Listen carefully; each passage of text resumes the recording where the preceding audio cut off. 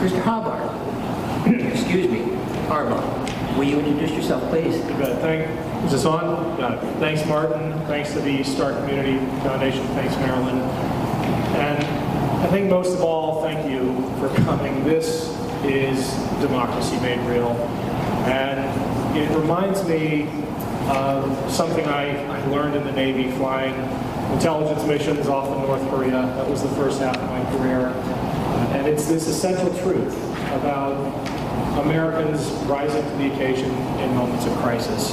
A lesson that was reinforced when I became president of Team Rubicon Global, a disaster relief organization that exists to help people on the worst days of their lives. We've retrained 50,000 military veterans to go into places like the Carolinas after Hurricane Florence. One of my first missions with the organization was to the Philippines after the strongest storm in recorded human history, and we were literally delivering babies on 2 school desks shoved together like this with a piece of plastic tarp, and we didn't care about each other's politics. We rose to the occasion in that moment of crisis.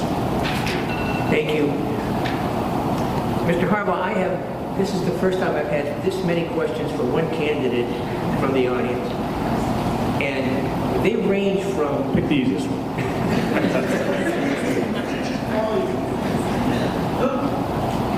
How much is it worth?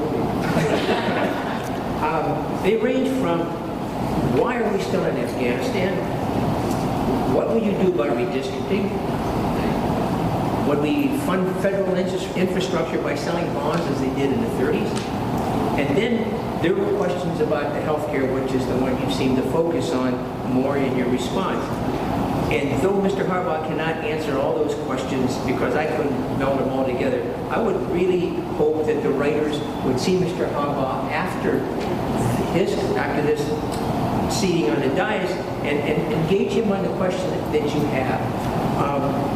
So I'm going to ask you the question of health care, about how you want the health care for this country to be and how you will help with pre-existing conditions, and especially for perhaps seniors that are help funding their grandchildren. I know I've taken these things and kind of melded some of them together. I hope I did a good enough job that you can carry on. Thanks, Martin. And on this one, for me, it's not a political question. It's a personal one, and deeply personal at that, because I've got 3 kids, but my middle daughter, Lizzie, was born with a pre-existing condition, and she needed 4 surgeries before she turned 4 years old. And my wife and I scheduled that first one without knowing how we would pay for it. That is a terrifying place to be, as a family, as a father. And I know a lot of folks have been in this situation. Way too many people have had to wonder how they're going to take care of a sick loved one. There is no fear, quite like leaving an infant on an operating table.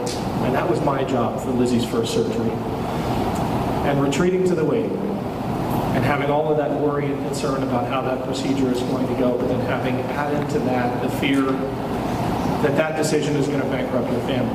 We are the richest country on earth, and we are still leaving it to a roll of the dice for families who have a sick child or who have a parent who is making that decision between filling a prescription and putting food on the table. My mom went to the pharmacist a couple of weeks ago for 80 Celebrex pills and was told $1,600.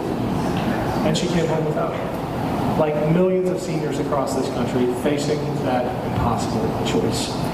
And it is not because we don't have the ideas. It's not because we don't have a path forward. It's because we lack political leadership and political courage in Washington.